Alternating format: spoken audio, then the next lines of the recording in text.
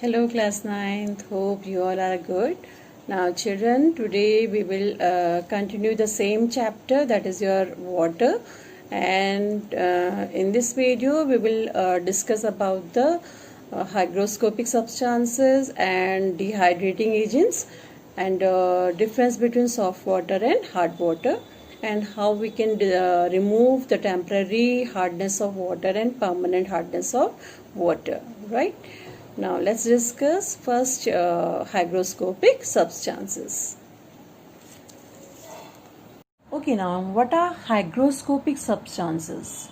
Hygroscopic substances are, first of all, you will write they are amorphous solids or liquids, right? Second, when they are exposed to the atmosphere, they absorb moisture from the atmosphere when exposed to the air. But unlike deliquescent substance, they do not change their state. You have learned that deliquescent substance always change their state on exposure to the atmosphere. But hygroscopic substances, they never they do not change their state. If they are in solid state, they remain solid, and if they are liquid, they will remain in liquid state, right? So you have three main points for hygroscopic substances. First of all, they are amorphous solid or liquids, right? Hygroscopic substances may be amorphous solids or they may be liquid. Second, they absorb moisture from the atmosphere when exposed to it. And third, but they do not change their state, right? Examples of hygroscopic substances are your quicklime, anhydrous calcium chloride, and phosphorus pentoxide and silica gel. So these are the solid hygroscopic substances, while liquid is your liquid hygroscopic substance is your concentrated sulfuric acid. Now next is your drying agent and dehydrating agents. Now what are drying agents? Drying agents, actually they are hygroscopic substances only, right? And these are the substances which can readily absorb or remove moisture from other substances. What they do, these are actually hygroscopic substance only, and they are used as for drying other substances. Why? Because they absorb or remove moisture from other substances. For example, concentrated sulfuric acid, fused phosphorus pentoxide, calcium oxide, that is your quicklime, and anhydrous calcium chloride, right? So and fused calcium chloride is a deliquescent in nature, and it absorbs moisture, and hence it is used as a drying agent or desiccating agent. What are desiccating agent? The substance which are used in desiccator for drying other substances, they are called desiccating agents. To name a desiccating agent, that is your fused calcium chloride, right? And where it is used? It is used in desiccator. For what? For drying other substances. Next is your dehydrating agents.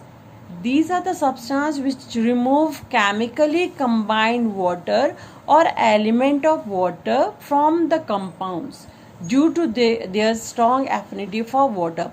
Means they simply remove chemically combined water or elements of water from the compounds due to their strong affinity for water. Strong affinity means they have whenever they come in contact with water molecule, they remove it, or they just remove that water molecule, right? And for example of dehydrating agent is your concentrated sulfuric acid.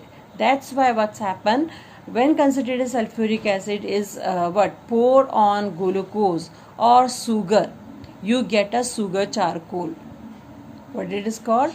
Actually, whenever if you pour concentrated sulfuric acid on sugar, then what's happened? The water molecule of whether you will take glucose or sugar, the water molecule is removed from this glucose, and you get only carbon, and that is you will get charcoal, and water molecule is evaporated, right? This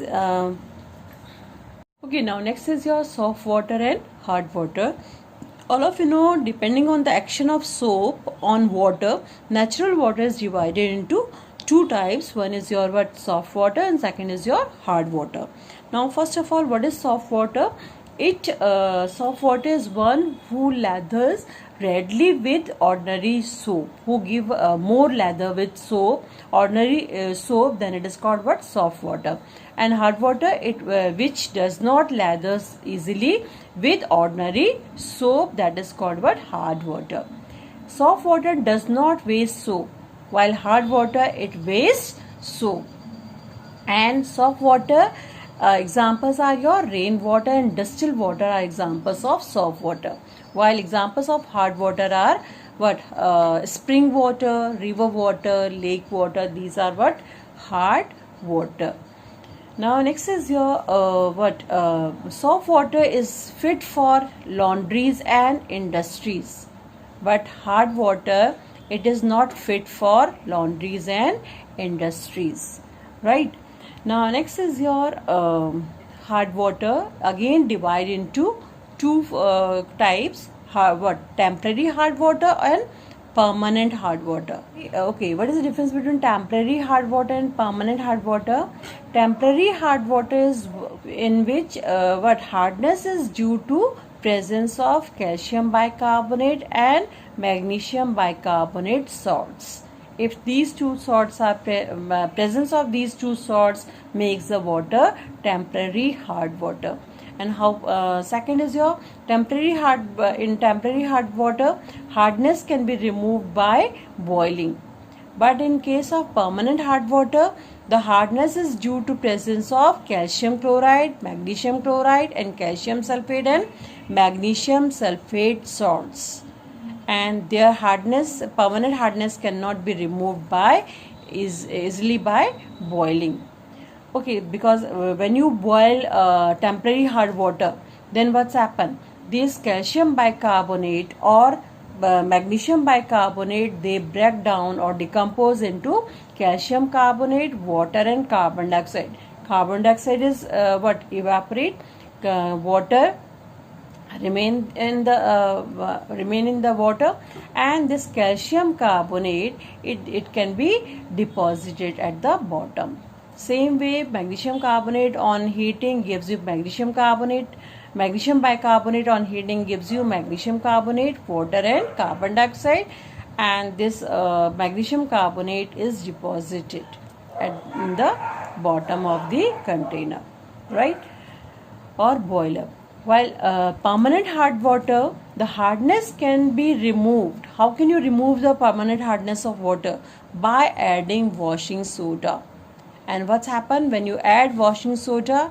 This is the formula of sodium washing soda. When this washing soda is added to the permanent hard water, which contain calcium sulfate or calcium chloride or magnesium sulfate or magnesium chloride, they form calcium carbonate. And actually this calcium carbonate forms insoluble precipitate of this calcium carbonate or magnesium carbonate is formed, which is filtered out, and the remaining solution contain soluble sodium salts which do not cause hardness in water, and hence now the residual water is become soft. Okay, thank you children.